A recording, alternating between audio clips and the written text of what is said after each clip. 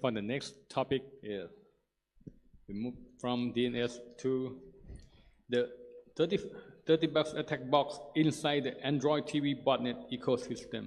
Please welcome Jérôme Meyer from Nokia. So hi everyone, my name is Jérôme and I'm a security researcher at Nokia Deepfield. I spent most of my days looking at DDoS and a bit more specifically looking at what is actually sending DDoS, which means these days botnets. Since we have, I think, a few DNS people in the room, anyone familiar with that domain name? So that's a real domain name that was associated with one of the big botnets of last year. It is actually a postal physical US mailing address, and it is often the case with a lot of those DDoS botnet operators. They dox their competition, so that's one real address. And at some point in October last year, for a couple of days, this domain name was #1 in front of google.com from the perspective of Cloudflare Radar. So this is the visibility through the Cloudflare public resolver in terms of number of queries. They fixed, or at least they modified a bit the leaderboard so that this would be hidden. But this is just to show the impact and the scale of some of the large botnets that can generate this amount of queries to this public resolver here. And by the way, so this is the SU top-level domain. This is always a bit amusing to me, at least. The SU is for Soviet Union, so it is still a CCTLD that is for the Soviet Union, and it is one of the favorites of some of these botnet operators. When I look at DDoS, so when we at Nokia at least look at DDoS, we tend to have a lot of attack samples. And to us, this is kind of what it looks like, at least one of the things that we look. And that was from 2024, before things changed in the following year. So to us, this is a list of the top source IP addresses that are involved in one of the attacks that we saw in May 2024. And in orange, this is when we know that there is some kind of vulnerable device behind that IP address. It can be a security camera, it can be a compromised router, plenty of IoT devices that can be exploited by those botnet operators. And in red, this is when we have actually seen that IP address in a recent DDoS attack. So this was very, very typical, at least for several years in the past. We were seeing a lot of IoT devices, a lot of them we already knew about, and we see them all the time. And then in 2025, we started to see this at the beginning of the year. So no IoT device, nothing that we had seen in recent DDoS attacks, but we started to see those IP addresses send volumetric DDoS attacks. And those purple tags here, those are indicators of residential proxy exit nodes. So this is, at first, we didn't really know what to think, and then we started to see it happen more and more frequently, and we started to see some attacks that were really bigger than anything we'd seen before. So when we look a bit at the proxy, so the residential proxy problem, at least when I take the perspective of a network operator, it is not something that we had to care about too much in the past, because it was mostly something that the abuse teams cared about, but not really something that mattered at the level of the network. And then in 2024, we started to see some DDoS operators use VPNs and residential proxies. The first ones really were No Name, which is a pro-Russian hacktivist group that is mostly attacking a lot of European targets, but also in some cases Japan and some Korean targets as well. And they started to use those types of proxy exit nodes.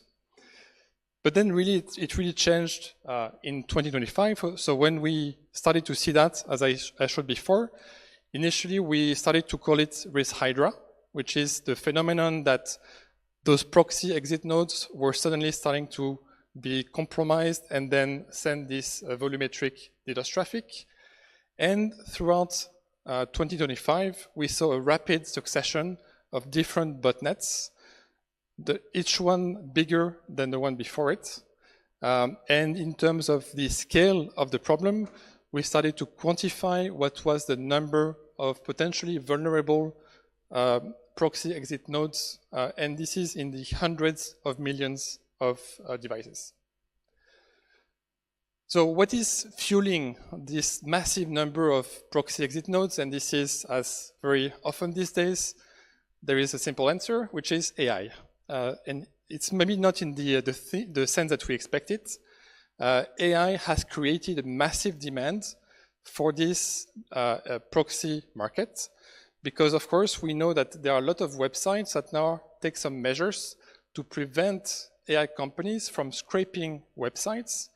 And one of the methods that some AI companies pick to get around those restrictions is to use residential proxy provider services, which means that they can funnel the traffic through millions of residential IP addresses and therefore circumvent the protections that some of those websites are putting in place. We have seen evidence of some AI companies, not all, that are sending constantly hundreds of gigabits per second of traffic to websites through those proxy providers. And then, of course, the other thing that is contributing to the increase of DDoS traffic is that it turns out you all have wonderful marketing departments which are increasing the upstream bandwidth every year. And this is there are not many applications that benefit from having 1 gig upstream connectivity, but DDoS is one of them. So DDoS operators love to have gigi upstream because that means, of course, that it increases the impact of their botnet. So if I summarize a little bit here, we saw really a shift of the type of DDoS that we saw between 2024 and before, and then last year was really the year everything changed, where we saw instead of having a lot of IoT devices, we started to see those purple tags that I showed you before, so lots of proxy exit nodes, and it turns out that many of them are actually some Android TV boxes that a lot of people buy for somewhere between $30 and sometimes a bit more, so there are some more expensive ones.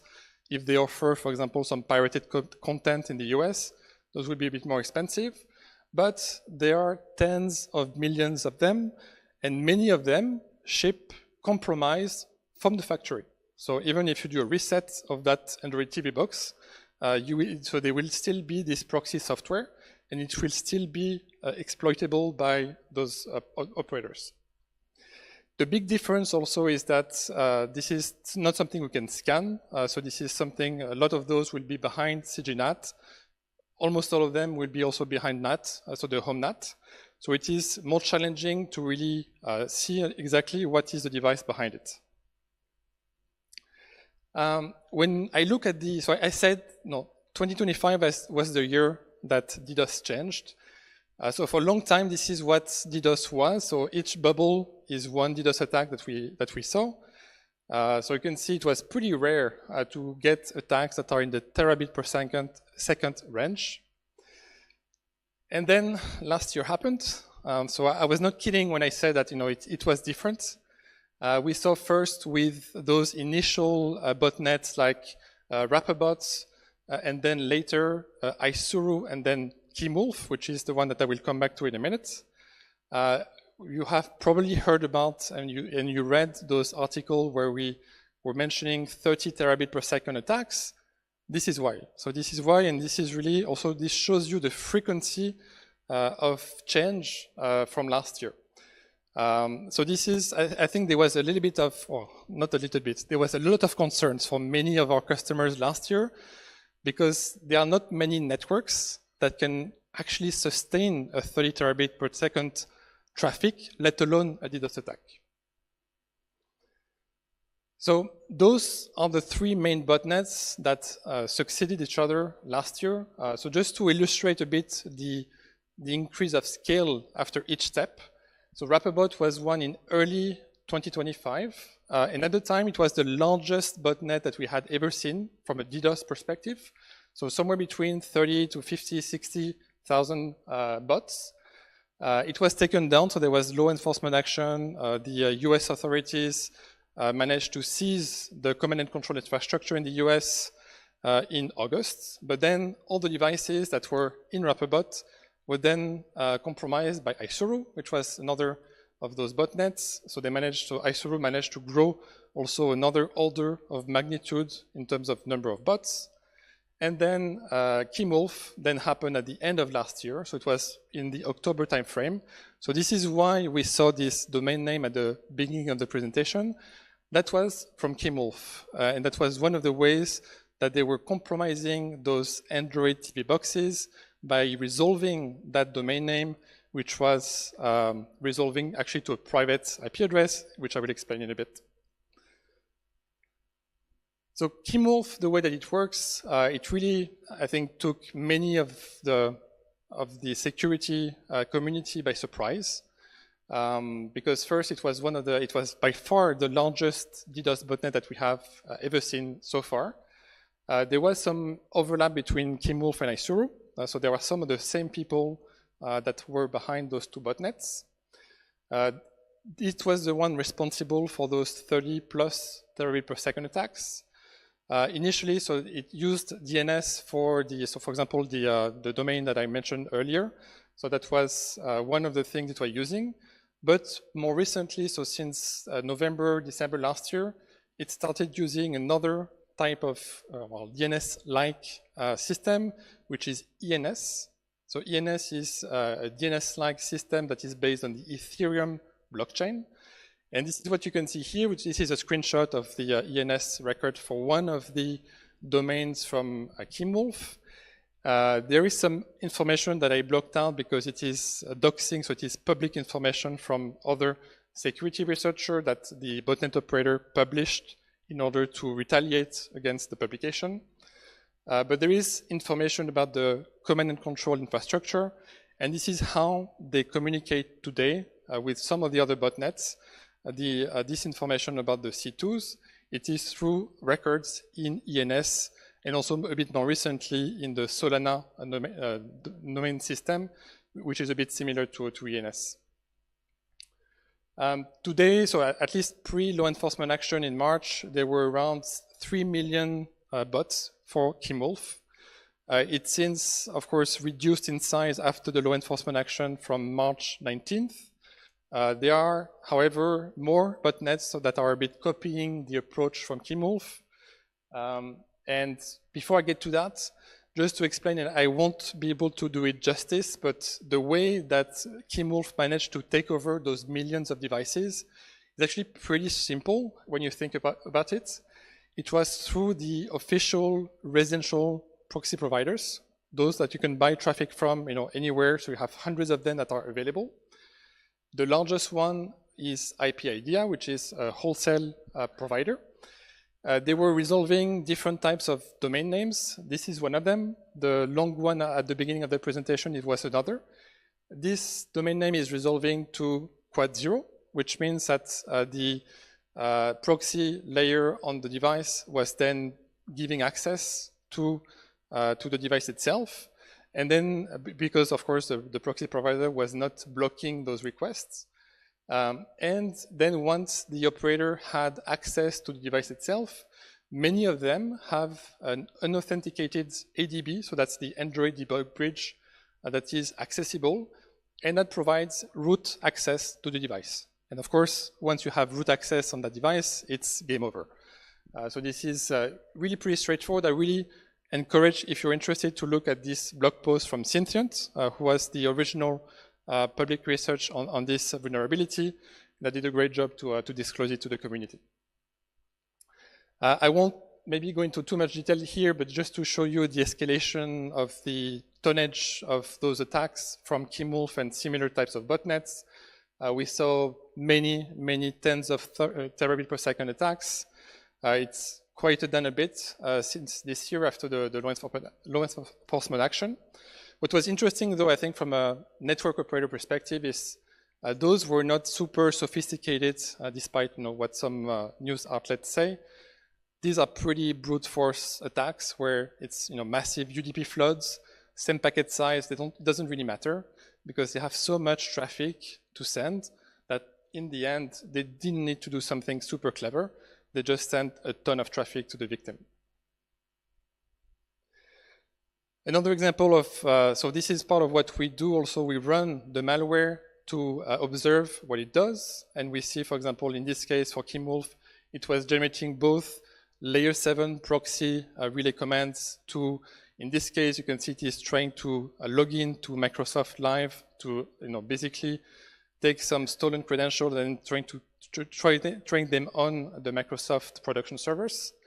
And then, of course, on the right, this is the volumetric flood, which was also very typical.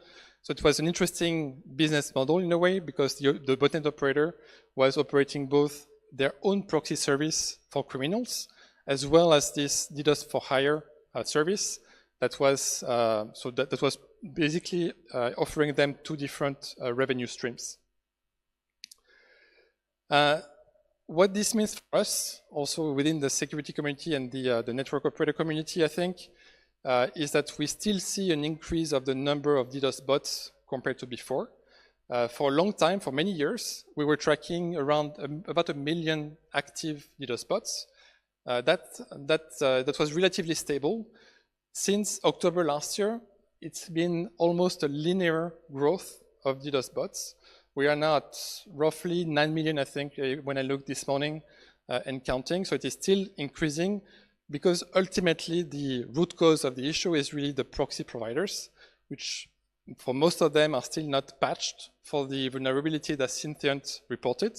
So they can still be exploited by a lot of those botnet operators, which explains really that this is still continuing, not with Kimwolf necessarily, but with other botnets that are copying the approach of Kimwolf, and with, of course, some help from their some AI assistance in the coding of their botnets. One thing I want to stress and to mention is that, of course, it's bad enough if you are the target of a 30 terabit per second flood, but there is also impact, and we've seen that with some of our customers, especially in Latin America, because that's where there are a lot of those proxy boxes with a high concentration of those devices. We have had discussions with some customers for which the infrastructure was actually starting to fail because of the outbound DDoS traffic that they were getting on their network. So for example, they had some CGNet gateways that were starting to fail because suddenly there was a UDP flood from Kimwolf or some other botnets that was causing issues on the connection tracker on the CGNet node. So that can have an impact on the network itself, on the origin of the traffic, and also even for tier 1 backbone customers. It may not be too much to carry 30 terabit per second on their backbone, but the ingress and the egress routers, this is where you have really a bottleneck. Maybe I won't have time to go into a lot of additional details. Kimwolf was the first of those botnets. There are now at least a dozen that we are tracking that are exploiting the same vulnerability. Some of them have some interesting features, at least interesting in the research sense, where, for example, CCBot, which is one we discovered earlier this year, is also exploiting the same vulnerability, but is additionally speaking the HDMI CEC protocol, which is the protocol that your TV speaks, for example. So it can detect when the TV is off or on. If it wanted, so it doesn't do it, I think, but it could turn your TV off. It would kind of, I think, give it away. But it is a capability that they have. More concerningly, so CCBot also has the capability to do a scan of the LAN. So for example, there can be a C2 attack command that we ask the device to do a local scan of the LAN. So if, for example, in the home, to do to scan the entire /24, for example, of the private range, and to do some ARP mapping to understand what are the devices that it may also be able to compromise later on. So we have a lot more details and research at this public repo. I'm happy also to talk about it at the break, but just wanted to show you this. One thing I think that we are also starting to discuss with customers is it's important, and this is almost my last slide. So it matters to block C2 traffic for those DDoS botnets. This is from a few weeks ago with one of our Brazilian customers who was impacted by Kimwolf. So we started to implement some dynamic C2 blocking for those botnets, and the effect was really stark. As soon as we started to implement that blocking policy, there was almost no outbound DDoS traffic anymore, so it was almost down to zero, effectively. And this is really something that we encourage folks to do. So think about the impact, of course, of the wider internet, but also on your own network, because that may become an issue, as it has for Brazilian customers. And the ability to disrupt C2 traffic at the edge is something that is really worth considering. So thank you. I'm a bit over time, I apologize, and happy to take any questions.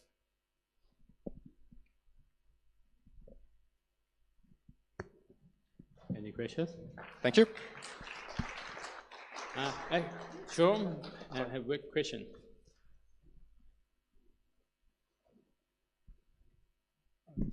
Just simple question. You mentioned it's an outbound, yes, right? So just wonder where is the observer. So what is actually the target of that DDoS? So can you come in? Actually the target of yes. that DDoS. So first is outbound, right? So where is the observer? In which direction? So this is on the peering boundary from one operator. So when they implemented, so they were looking at peering input and peering output. So this is peering output. So what traffic they are sending to the internet? Somebody else. Yes, yeah. To somebody else, right? Because most of the attacks, they are really, I mean, they basically spray a lot of different targets, but many of them are common targets. You know, specific AS, we see a lot of Microsoft, we see a lot of gaming servers. So those are outside the network. So either with the peering, with their peering partners, or with transit, right? So this will be blocking all of that traffic outbound. Okay, thank you. Thank you.